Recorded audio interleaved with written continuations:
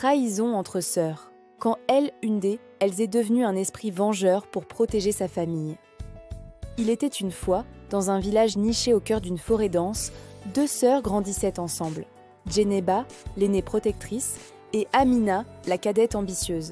Elles étaient inséparables, jusqu'au jour où un riche marchand arriva, promettant la gloire à celle qui deviendrait sa femme. Amina, séduite par l'or, accepta de l'épouser. Djeneba, méfiante, tenta de la dissuader. Une violente dispute éclata. Les mots devinrent des lames.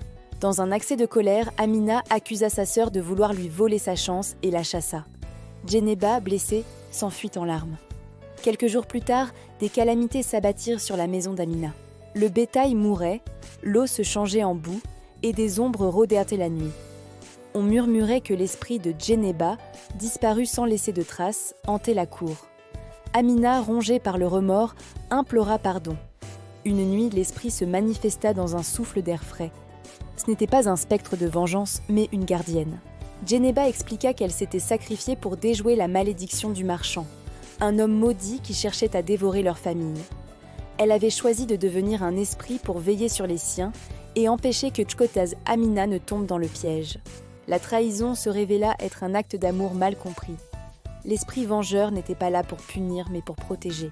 Amina comprit l'ampleur de son erreur et promit de préserver la mémoire de sa sœur. Depuis ce jour, on raconte que, lorsqu'un vent froid passe entre les cases, c'est Djeneba qui veille, rappelant que la vérité se cache parfois derrière des actes qu'on croit injustes. Si cette histoire vous a touché, abonnez-vous à la chaîne pour d'autres contes captivants, likez cette vidéo, partagez-la et laissez un commentaire pour me dire quand votre cœur a changé pour Djeneba.